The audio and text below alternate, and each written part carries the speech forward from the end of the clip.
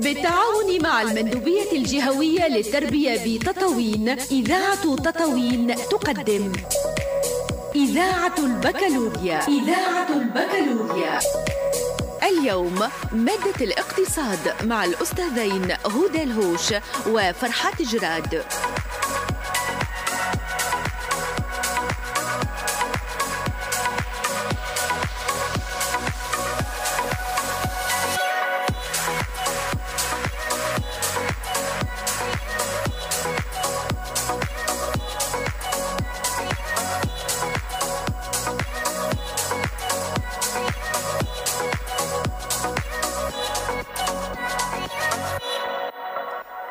Bonsoir et bienvenue à tous nos auditeurs sur les ondes de Radio Tataouine.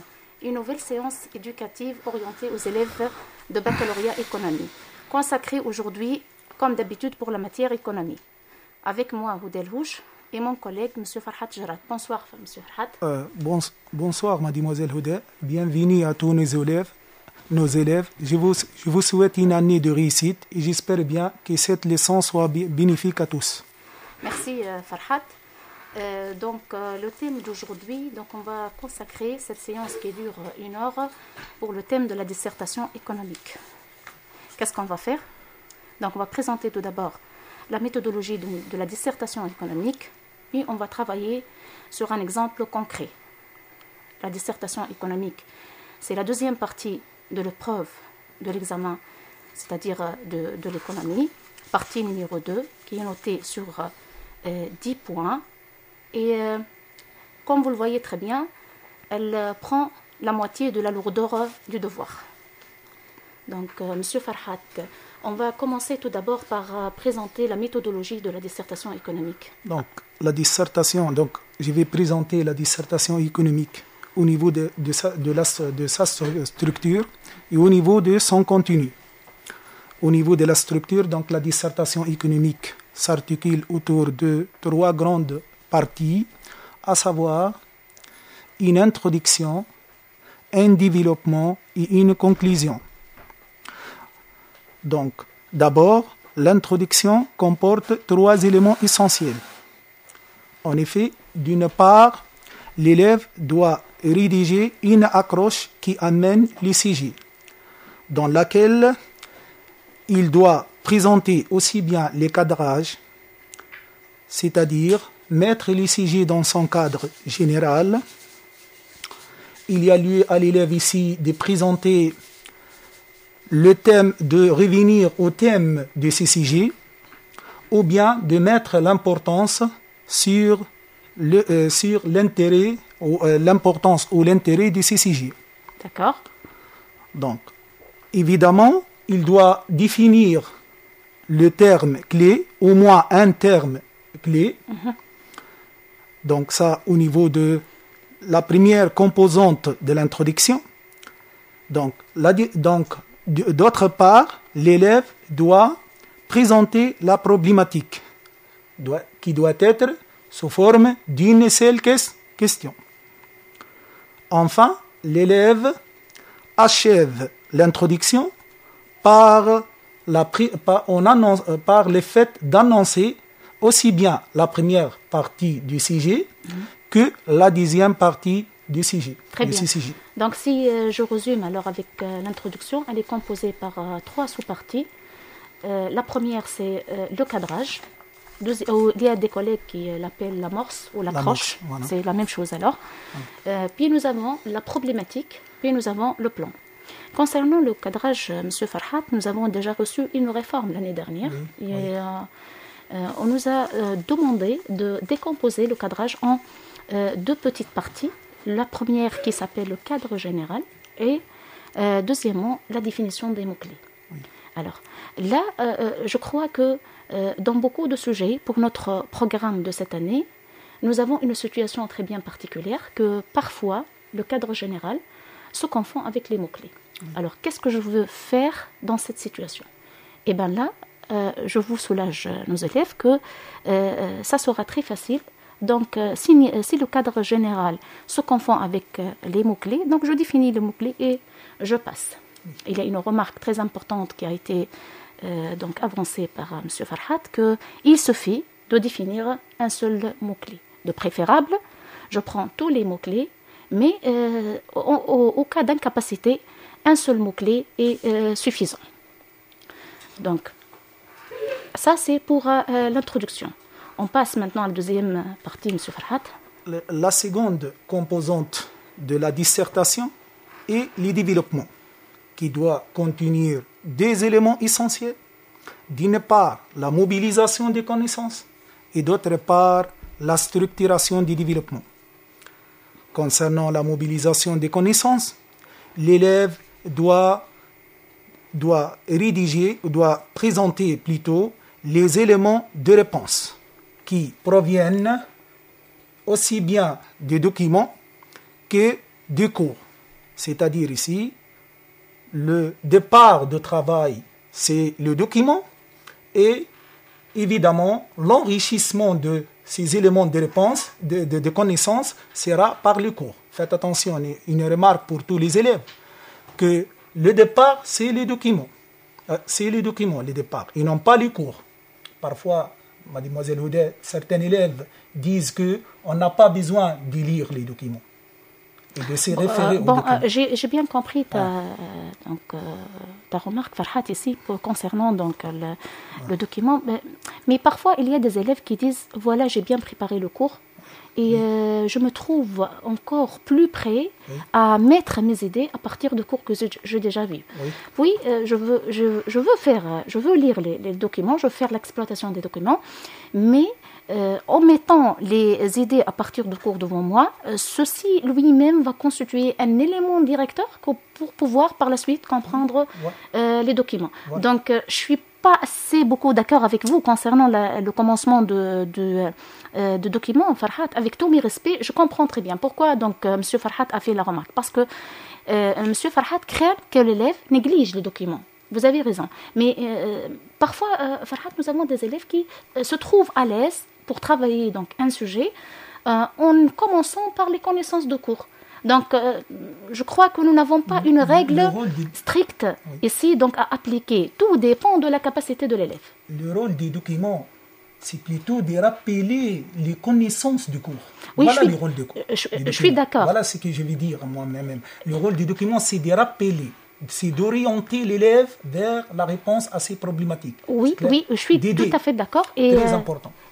Ça sera encore beaucoup plus efficace le jour de l'examen du baccalauréat. Je trouve qu'avec un stock de cours donc très chargé, etc., peut-être le fait de sortir de documents, ça sera plus aisé à l'élève, mais sans obliger toujours les élèves à trouver la manière, peut-être, ou à dicter la manière de travail, parce que quand même, on laisse le choix donc, toujours aux élèves à trouver donc, la manière la plus efficace pour répondre à un sujet ou à un devoir. Donc, il y a lieu ici de noter que l'élève doit éviter la paraphrase. La paraphrase, d'accord. Donc, concernant l'exploitation des documents. Donc, pour cela, concernant l'exploitation des documents, l'élève doit lire bien les documents.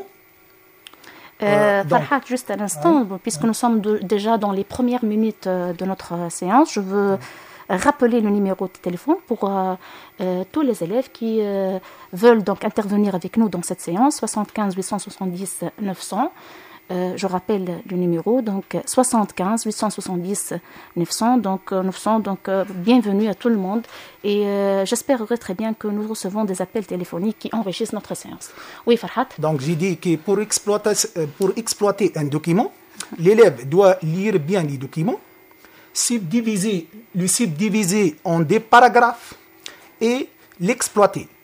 On revient ici, l'exploitation des documents.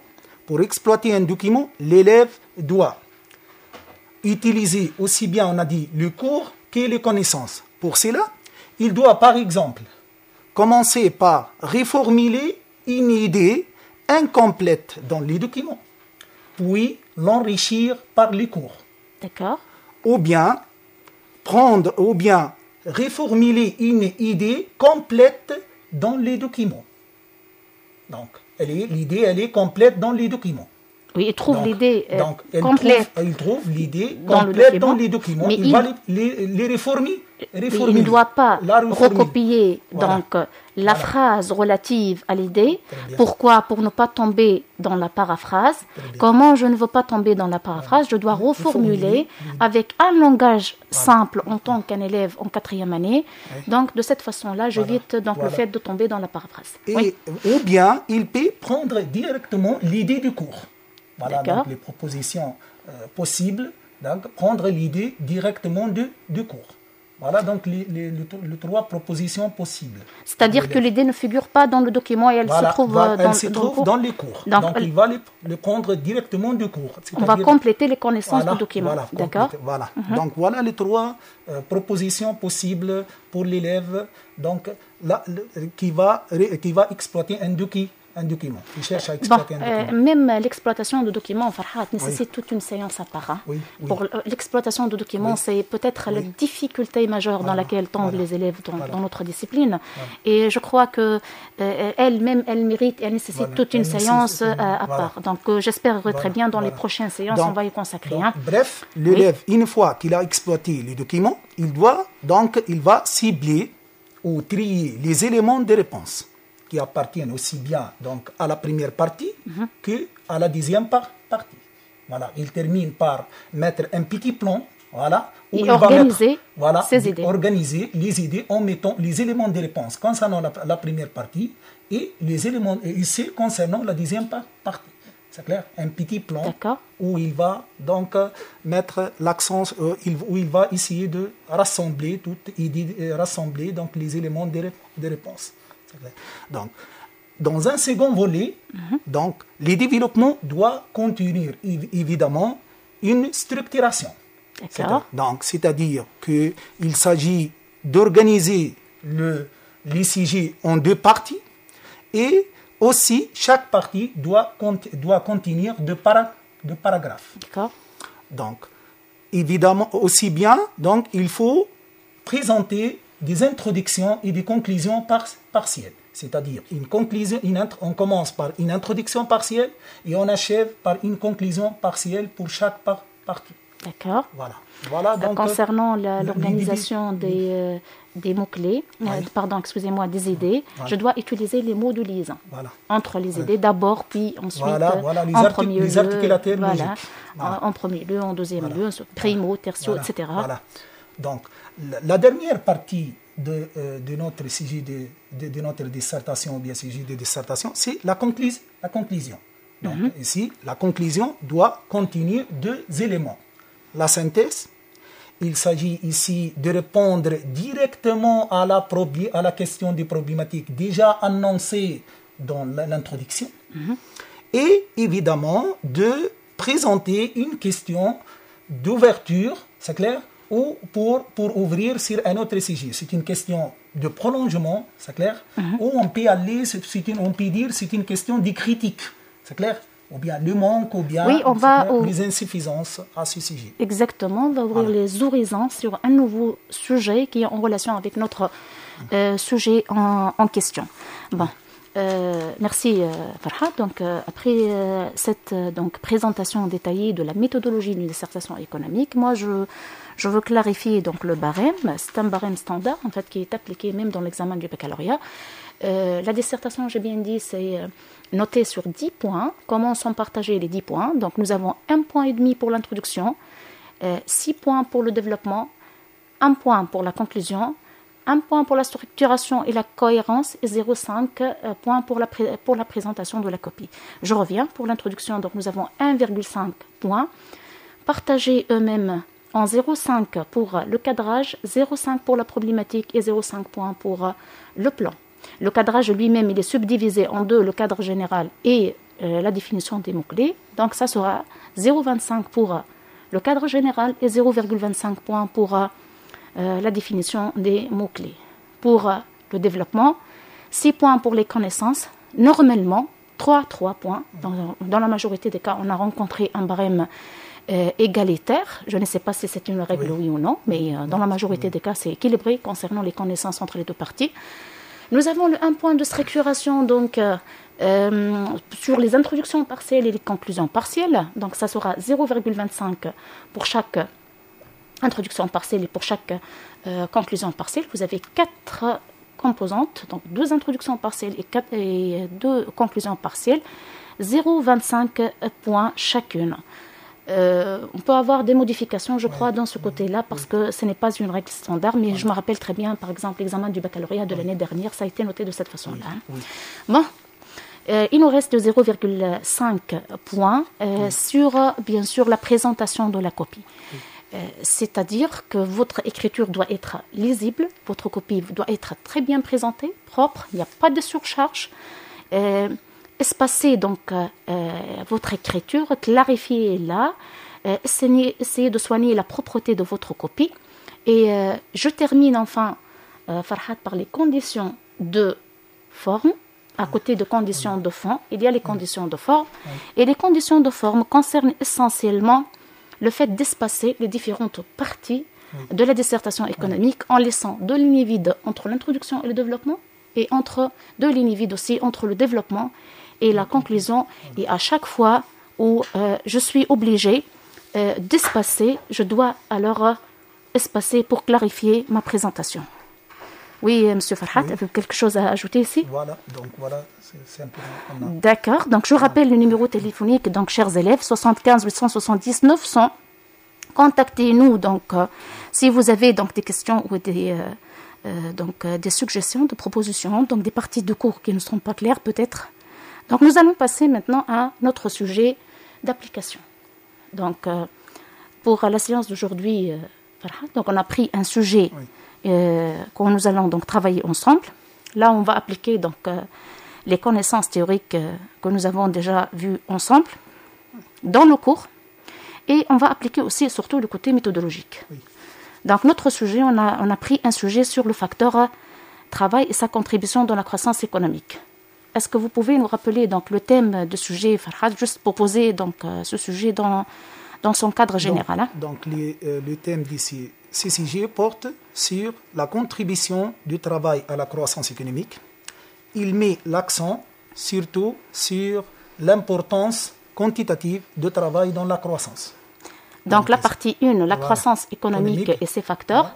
Chapitre 2, les facteurs de la croissance économique. Section 1, la contribution du travail à la croissance économique. On a juste pris donc le premier paragraphe qui est l'importance quantitative du travail dans la croissance économique. Une remarque très importante. Oui, bien sûr.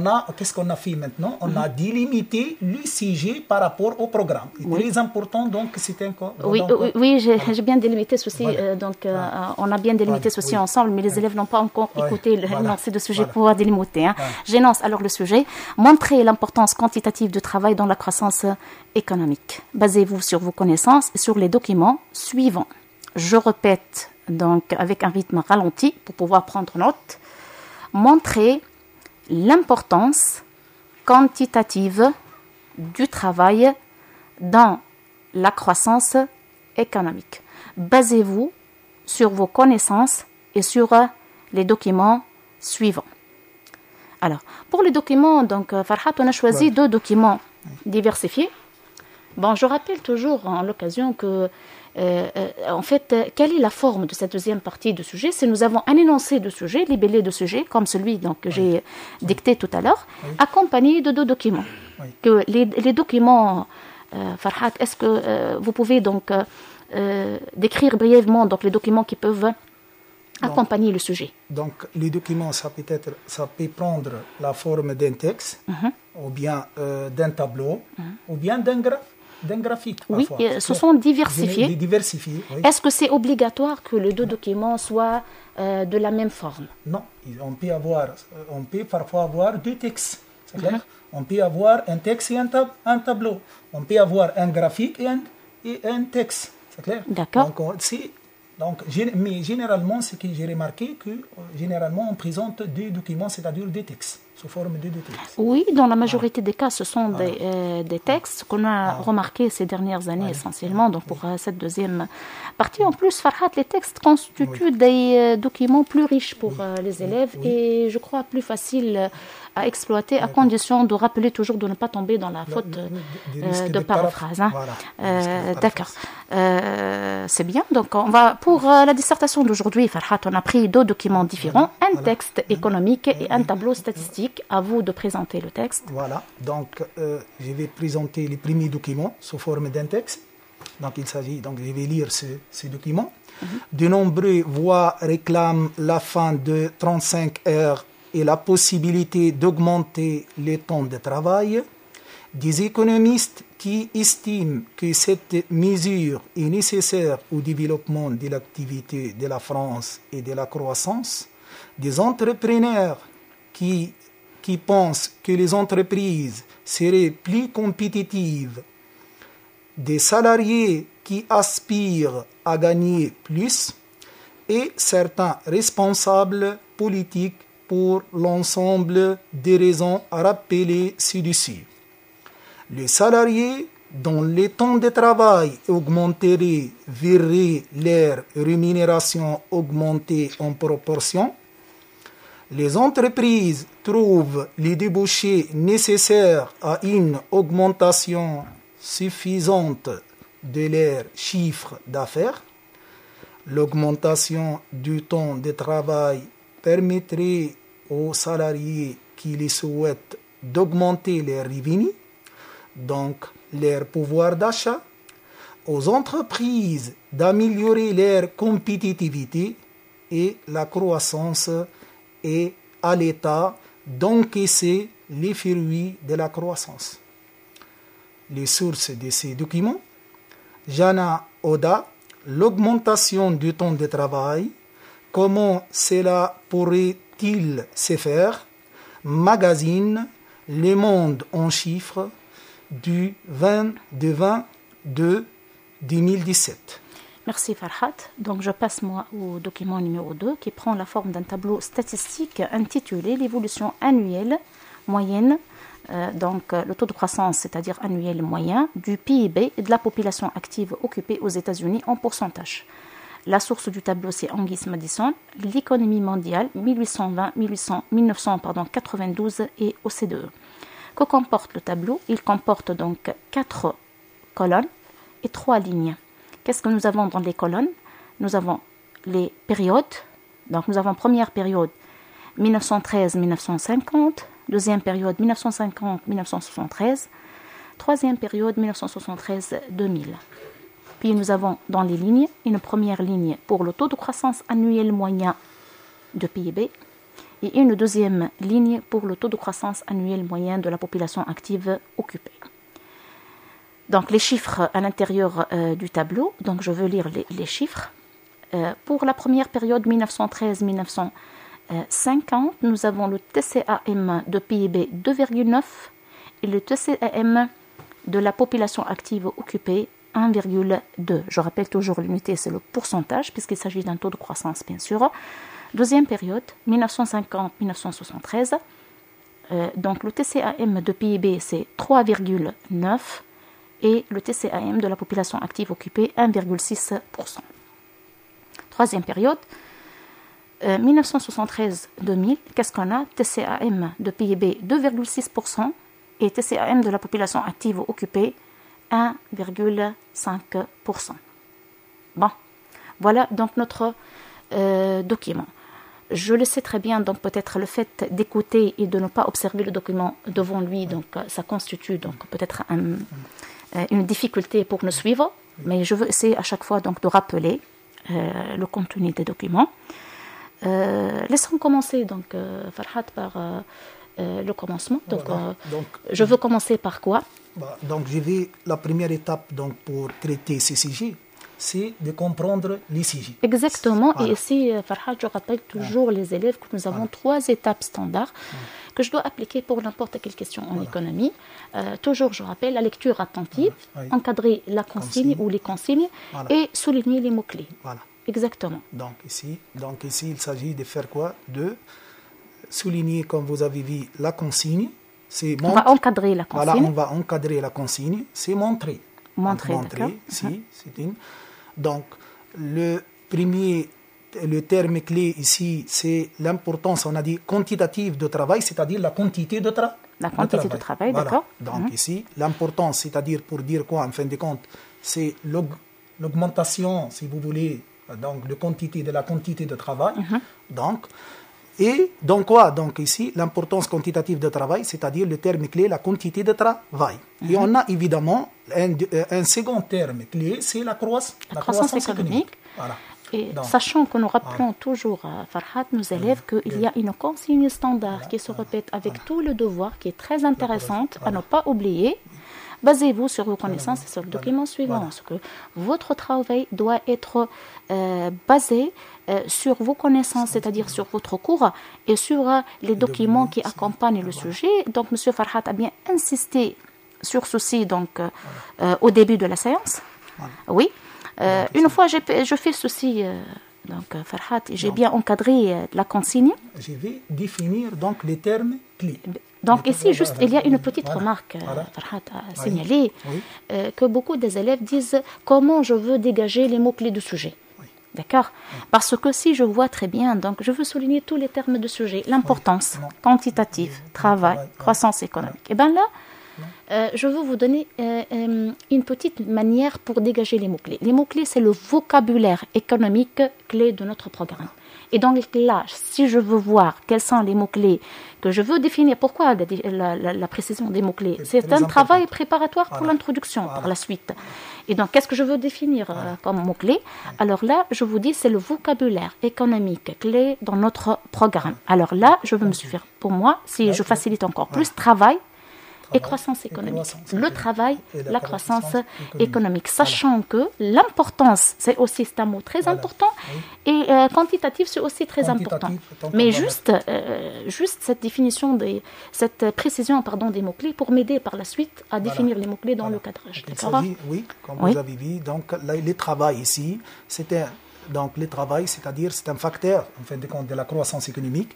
Donc il y a une liaison, l'ICG met un lien entre le travail et la croissance économique. D'accord. Donc, à travers plutôt, est-ce qu'il s'agit d'une importance qualitative? Non, il s'agit plutôt d'une importance quantitative. C'est-à-dire nous mettons l'accent sur la quantité de travail et non pas sur la qualité de travail. D'accord. Voilà. Donc avant de passer pour prendre donc l'introduction ensemble. Pause musicale et nous revenons tout de suite. Donc nous lançons donc notre chanson. Donc une petite pause, la chanson, puis donc nous revenons tout de suite.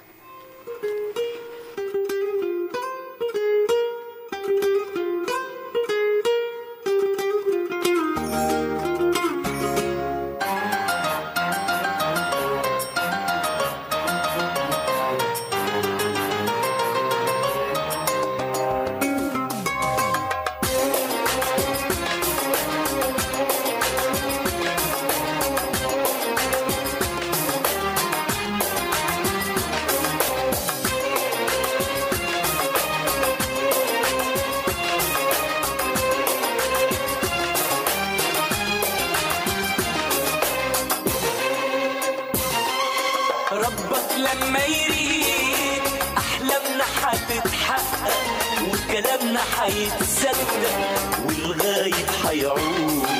ربك لما يريد قلب العاصي يسلم وعيوننا حتتكلم ولا شيء يبقى بعيد.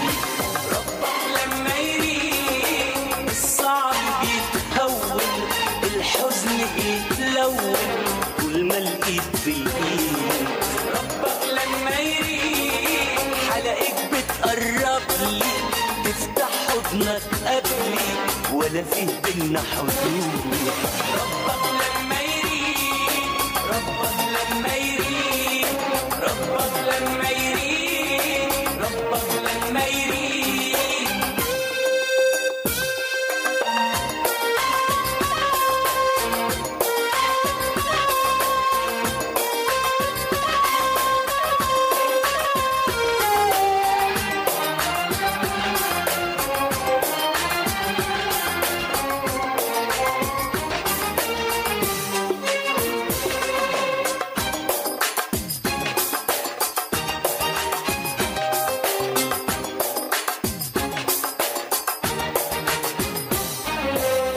بالآخر حتة في قلبك دوب ما تخبيش شوقك ولا حبك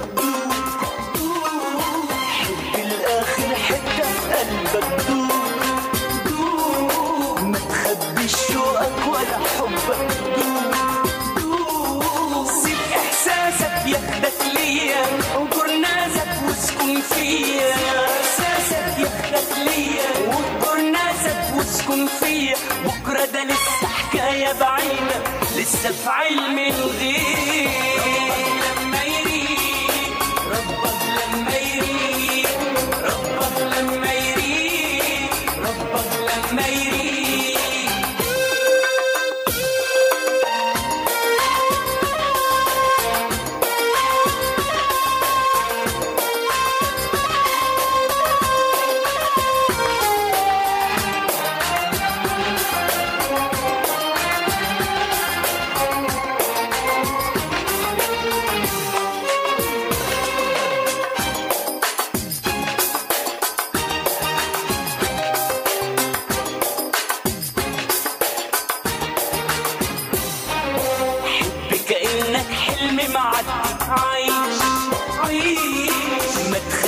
ولا ثانية تعدي وعيش عيش، حب كأنك حلم معدي.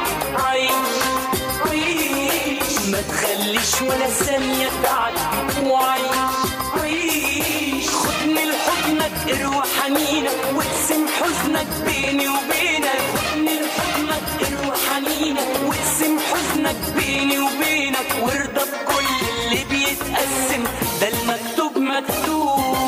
ربك لما يريد أحلامنا هتتحقق، وكلامنا هيتصدق، والغايب هيعود. ربك لما يريد. Nous reprenons alors après cette pause musicale et les conditions de direct. Alors Farhat, l'introduction. Donc on a dit au niveau de l'introduction, il s'agit de définir le premier terme clé, qui est donc le terme clé qui est la quantité de travail.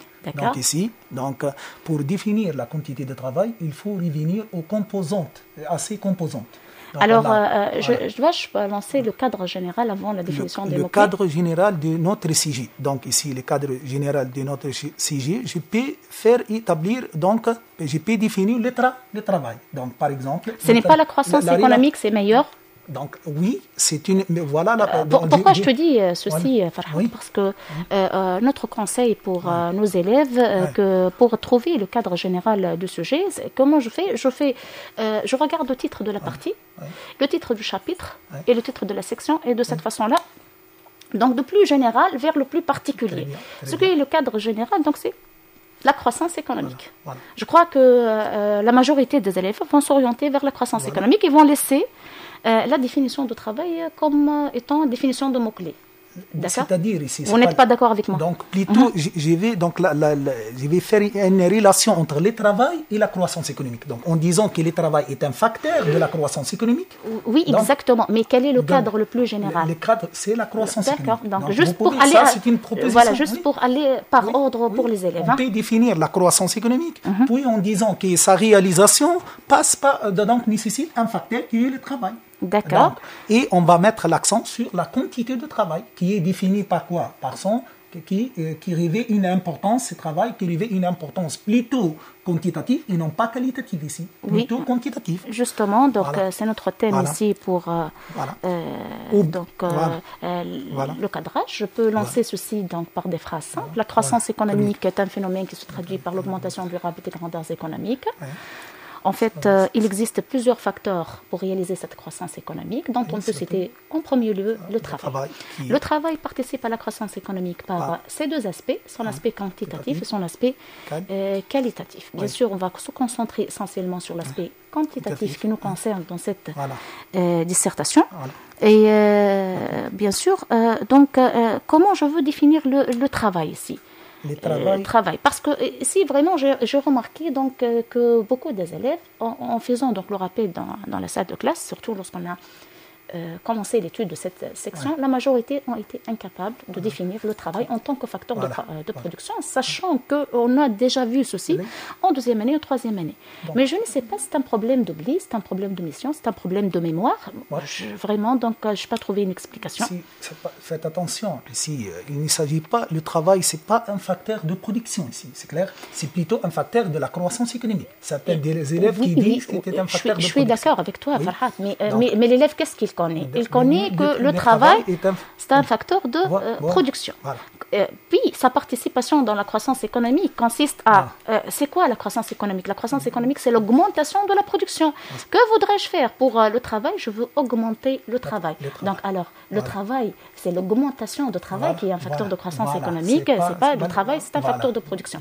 Mais en fait, d'une façon ou d'une autre, on peut donner la définition de travail comme facteur de production et sa participation. Enfin, la définition ne va pas changer, en fait. Non. La définition de travail est simple. Donc, le travail, si je vais les définir, c'est l'ensemble des capacités physiques et intellectuelles fournies par la population active. C'est clair, par le nombre d'actifs dans cette économie. Oui, mise en cadre dans le cadre de la production de biens et services, dans l'objectif de satisfaire des besoins. Très bien. Je rappelle ici le travail en tant qu'une activité rémunérée. Bien sûr, parce que le travail non rémunéré n'entre pas dans notre champ d'études.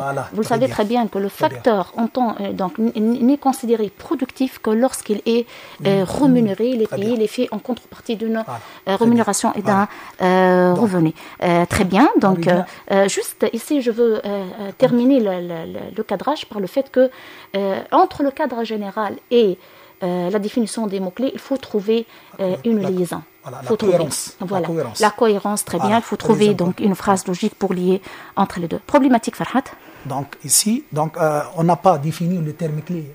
On a donc ici le terme clé, c'est-à-dire la quantité de travail.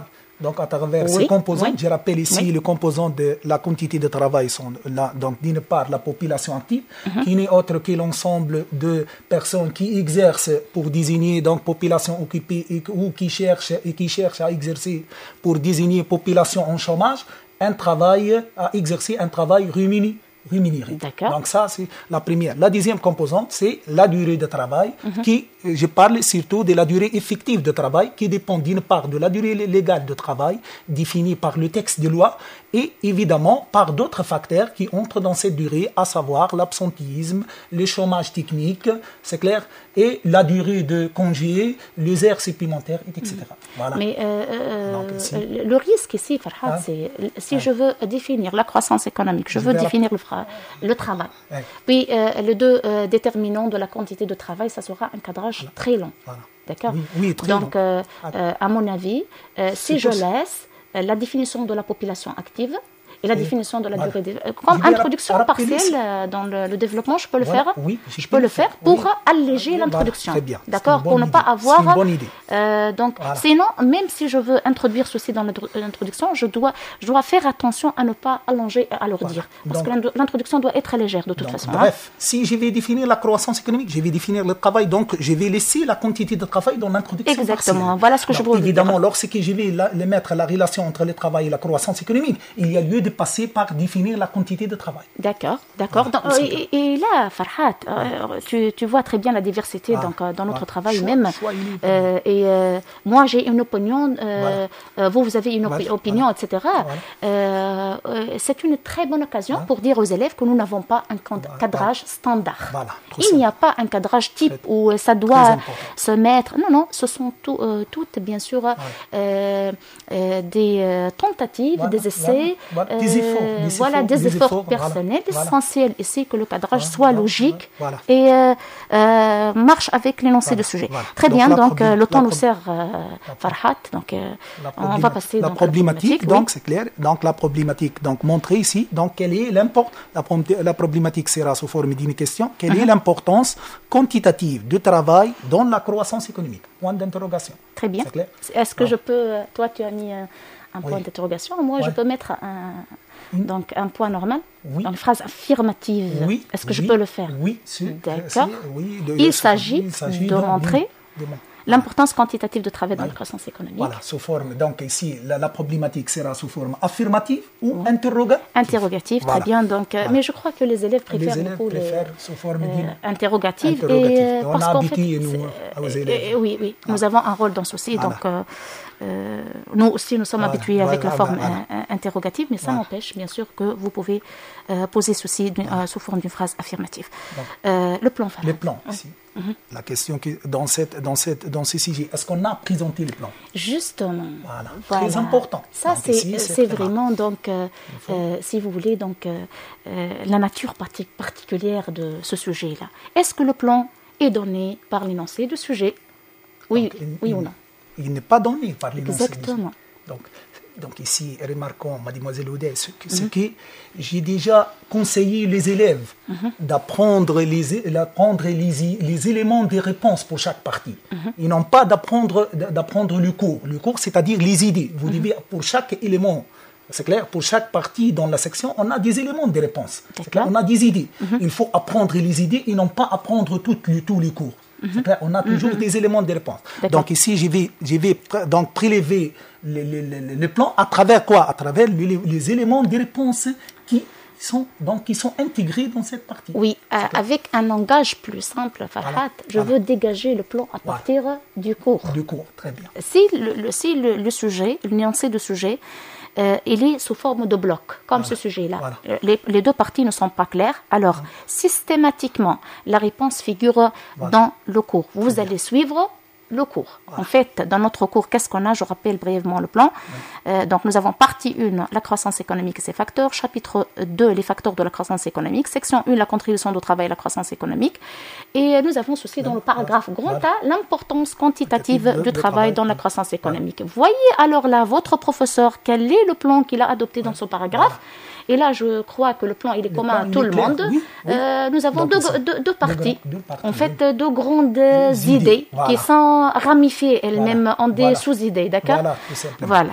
Donc, justement, donc c'est essentiellement la nature particulière de la question qui pose le problème au niveau du plan.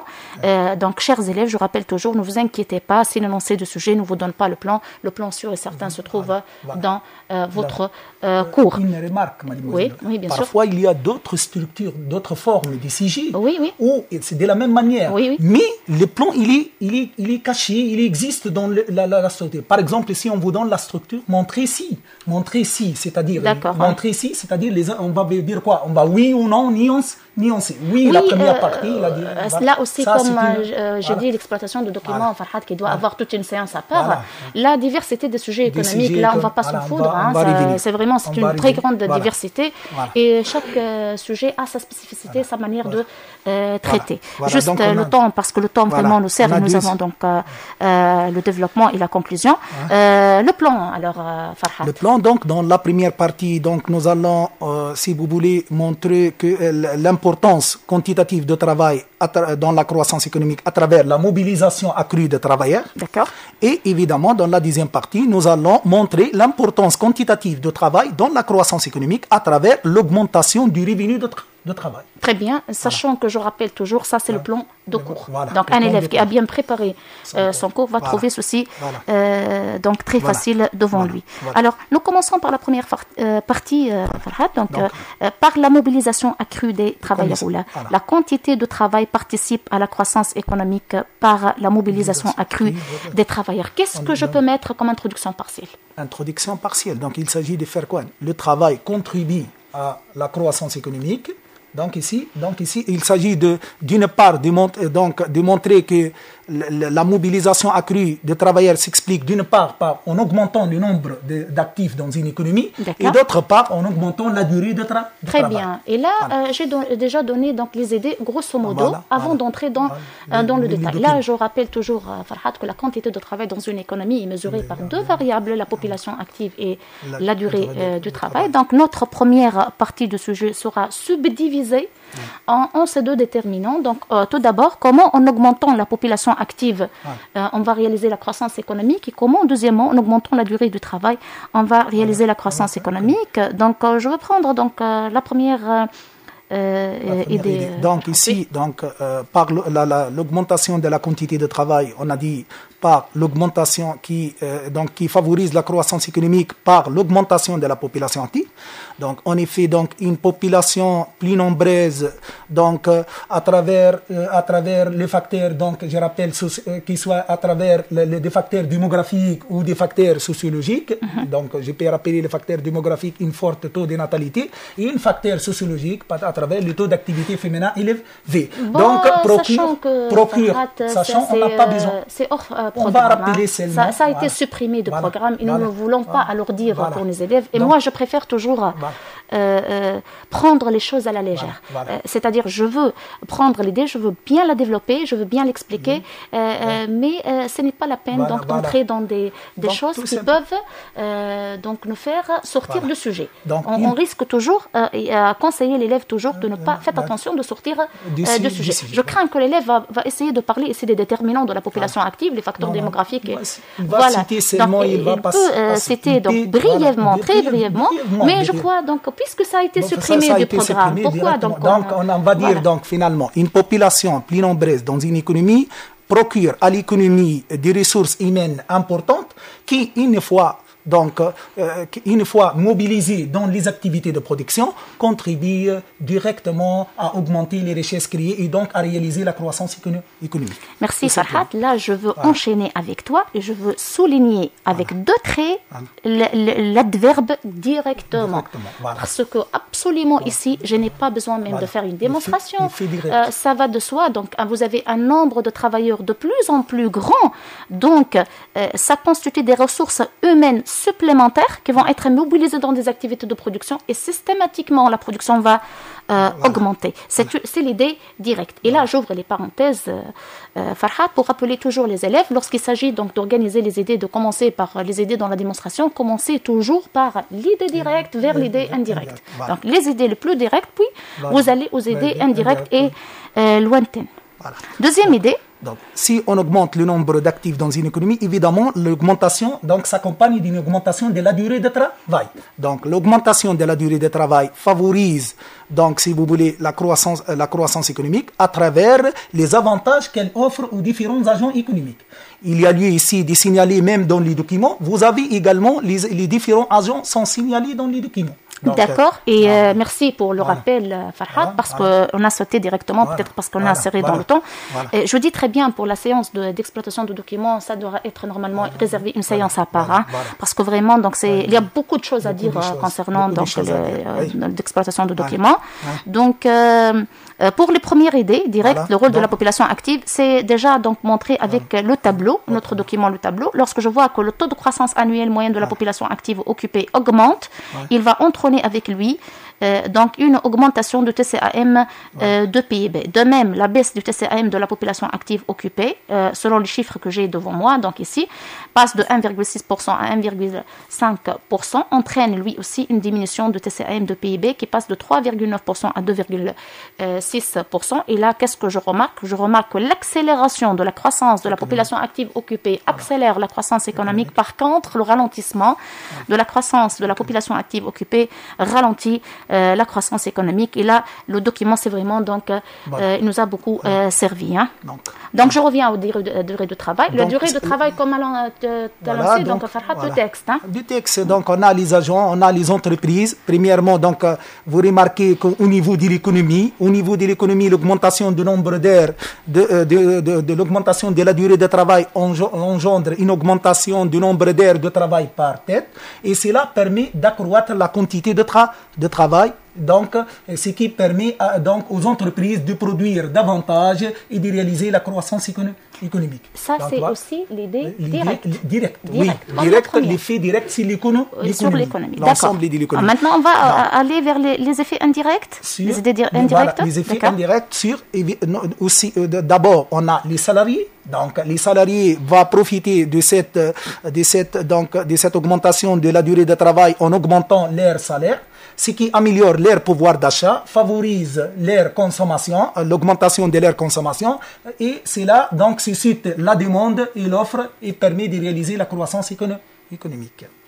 Donc, évidemment, pour l'entreprise, donc qui va profiter généralement d'une baisse du coût de production, surtout du coût unitaire de production, donc ce qui leur permet d'améliorer, si vous voulez, leur compétitivité, et donc ce qui pousse les entreprises à investir davantage et à produire plus, d'où la réalisation d'une croissance économique. Et je crois que la variable qui est mise en jeu ici, c'est la variable de la compétitivité, bien sûr, donc qui s'est améliorée, qui est un grand chemin vers la croissance économique. Merci Farhad. Donc je termine cette partie-là par une conclusion partielle. Donc bref. La quantité de travail participe dans la croissance économique par la mobilisation accrue des travailleurs, soit par l'augmentation de la population active, soit par l'augmentation de la durée du travail. Maintenant, je veux passer à la deuxième partie. Et avant de passer à la deuxième partie, qu'est-ce que je dois mettre?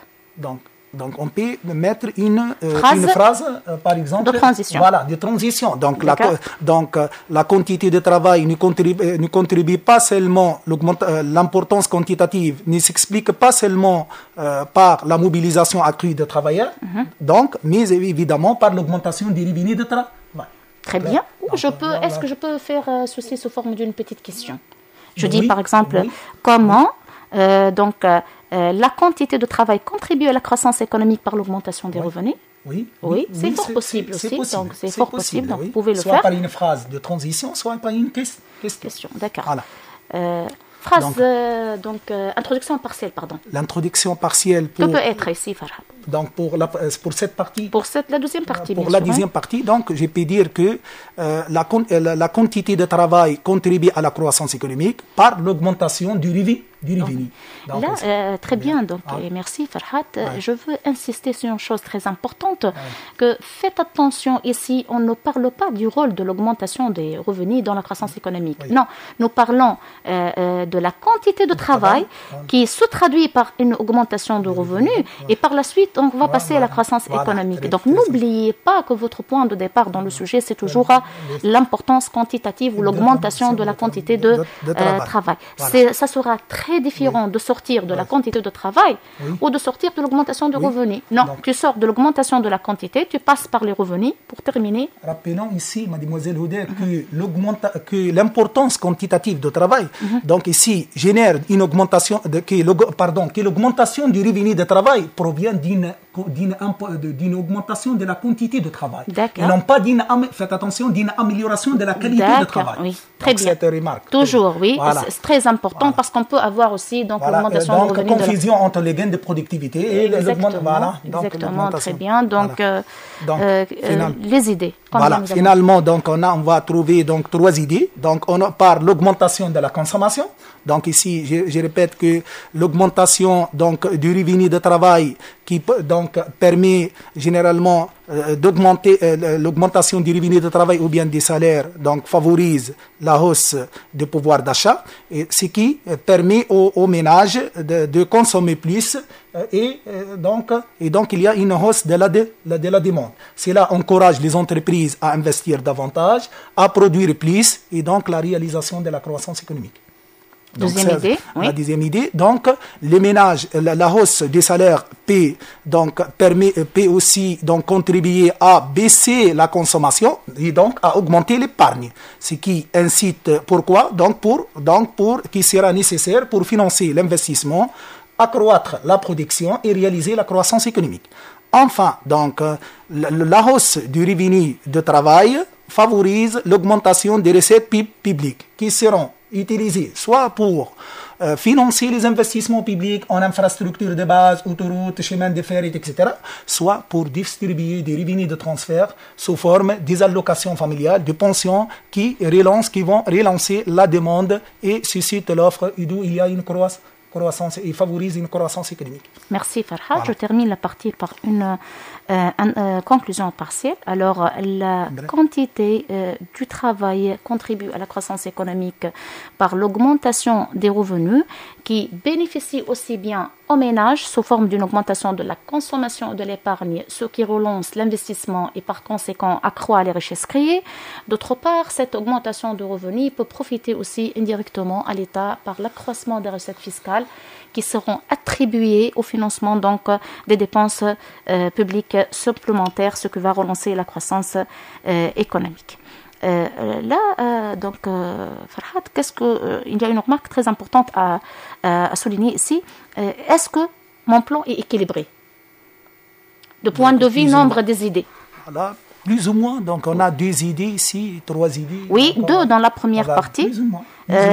3 dans la deuxième partie. 2, 3, je crois que c'est équilibré. Parce que c'est pas systématiquement, je dois avoir le même nombre d'idées. Donc, de point de vue lourdeur et d'action, même logiquement et formellement, le plan, il est équilibré. Faites attention, chers élèves, de présenter un travail avec un plan déséquilibré.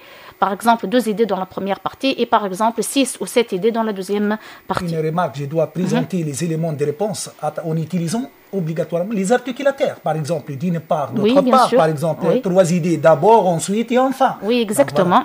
Exactement, donc ce que nous avons déjà signalé. On a terminé avec le développement. Il nous reste la conclusion. Donc ici, la synthèse, il s'agit de répondre directement à la problématique en disant que la quantité de travail est un facteur important de croissance économique. En effet, donc, l'augmentation de la population active et de la durée de travail dynamise les performances économiques, c'est-à-dire la consommation, l'épargne, l'investissement et donc la production. D'accord, donc il nous reste enfin l'ouverture des débats. Donc on va poser la question sur la plus facile. Voilà. Donc, quelle sera la plus facile? Donc la plus facile, c'est on va mettre l'accent sur l'importance qualitative de travail dans la croissance économique, en disant quelle est l'importance qualitative de travail dans la croissance économique. Oui, et là je conseille les élèves toujours de lier avec le sujet le plus proche.